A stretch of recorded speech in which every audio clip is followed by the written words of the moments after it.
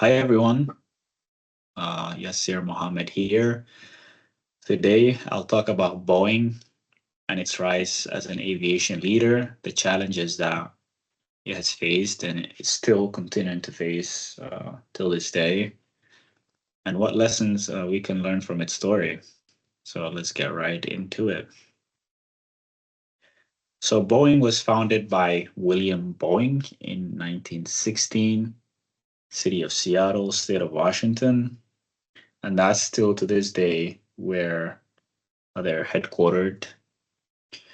And then it innovated with the iconic, of course, the 747, Boeing 747 in 1969, which was nicknamed the Queen of the Skies, rightfully so. And I'm not gonna lie to you, I'm a big Boeing fan, a big aviation fan, you can say. I do take on trips. I like to go on vacation. I like to, in fact, at the end of this semester, right around New Year's Eve, I'll be going to Seattle, Washington, which is funny enough, right? That's where they're from. I'll be heading to Canada and then I'll make a final stop in London before I come back. So, and then when I was booking my flights, I was kind of concerned that some of them are like Boeing, but no, you never know, right? The stuff that's going on with Boeing does make me scared, but again, if most of the airliners are using Boeing and someone is on a budget like me, I'm a student, I don't make a lot of money by any means, you still have to continue with the hard decision of going with the airliner who's contracted with the company that could, potentially, again, I'm not gonna say it's gonna crash or anything, but that could potentially all sort of things can go wrong, right? Um, so yeah, enough about me, and let's try to focus on Boeing. So they started as a symbol of innovation and reliability, which is kind of crazy to think because if you mention the name Boeing today, they're definitely not considered reliable anymore. Um, and then, sorry, I'm just reading some points off of here. So they had a merger that changed everything. So in 1997, they merged with the merger with McDonnell Douglas. So that kind of shifted their focus from engineering at first, which is what they were really known for. You know, Airbus was around that time, but they were not nearly as big as Boeing, and Boeing had pretty much every airliner on a chokehold. Pretty much, they had the whole market. Um, so when that happened, when the merger happened, they shifted from engineering to profit first culture, which is like really bad. If you own a business, you'd understand you don't want to really focus too much on profit because if you're sacrificing reliability for profit, then what you're really doing is you're just ruining your business. Uh, and then the quote from Boeing's president, there's a quote. He said, "Run like a business, not an engineering firm." So that itself should tell you what they were really focused on when that happened. Um, and then there was pressure from competitors too, namely Airbus. Like I said, Airbus is a lot more reliable now, but they have been under the radar around that time that Boeing was really big. So the Airbus A320 Neo launched in 2010, and it outsold Boeing. And then Boeing rushed response with the 73 Max, and then that also had problems, which is my next slide here, the 737 Max and MCAS. So MCAS is a system that was introduced to stabilize flight. It relied on a single sensor. Yeah, what could go wrong, right? And then there was a poor communication to pilots and regulators about how really this sensor works and how it does everything, you know.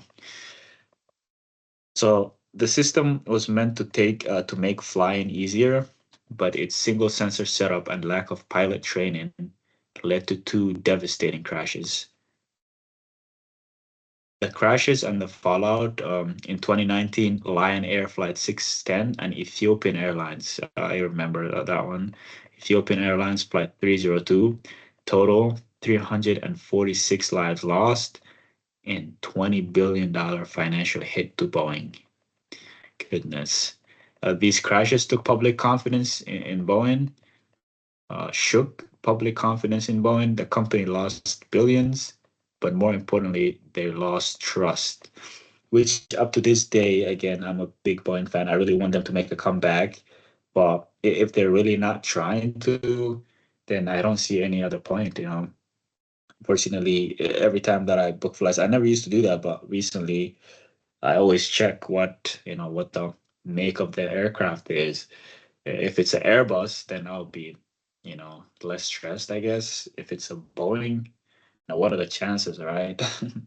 That I could be in the news, so it's crazy. And then the recent scandal. So this one I remember it happened a couple months ago. So Alaska Airlines flight 1282, there was a door plug failure, and the door I believe just flew out. And imagine just sitting there without your seatbelt on, and it was in cruising altitude, so that's where most people just take off their seatbelts and they just relax. I imagine like getting sucked out of a like an airplane window. What a horrible way to die, right?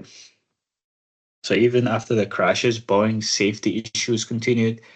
The Alaska Airlines incident highlighted ongoing quality problems. And then the next slide is the corporate culture and regulation. Boeing influenced FAA oversight, which oversees, I believe, is a federal aviation. And so that meant that they were like passing inspections and everything, and then just putting these aircrafts on the sky that really were not reliable, and they were not rightfully tested. And then the Boeing's relationship with the FAA made things worse. Employees were afraid to speak up, and regulators relied on Boeing to self-police. Sorry. So if you let a big company like Boeing self-police themselves, yeah, I don't think things will turn out for the greater good. Especially when they have competitors and all these things going on, they'll just do everything in a rush. So the lessons and moving forward. So the need for a stronger safety culture, that's one point. They need to call for independent oversight and acknowledge systematic flaws, because nobody's getting blamed at the end of the day. It's a big company, is a corporation. So when they're really pointing fingers, nobody's getting they're getting fined and stuff as a corporation, but nobody's like going to prison or anything for screwing up. So that's another thing, right? About the market system. So it's not just about fixing Boeing, it's about rethinking how the entire system prioritizes safety over profits, which is what you want at the end of the day. And then, in summary, Boeing was once a leader in aviation, but has faced significant challenges in recent decades. Their big merger being one of the places that they really made a big mistake. They made a big mistake of just prioritizing profit over safety. Um, and then just the build quality. And I believe that uh, I believe that they could have done way better for all of this not to turn out if they just focused more on safety and kept their reputation. And then the crazy thing is, even when people spoke up, they were in the news for that. I remember there has been like whistleblowers that just miraculously just died and stuff. So talk about that a little bit. The big problem of Boeing is how money and speed became more important than safety.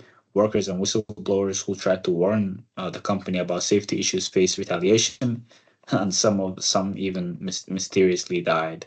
So, which is raising questions about corporate ethics. Boeing's close ties with the FAA, which let them self-regulate, also made things way worse. This shows how dangerous it can be when a big company cut corners for profit. Boeing's story is a reminder that safety should always come first, especially when lives are at stake. It also shows the need for stronger laws to protect whistleblowers and to keep companies like Boeing in check. Thank you very much for listening, and I hope you have a good day. Bye bye.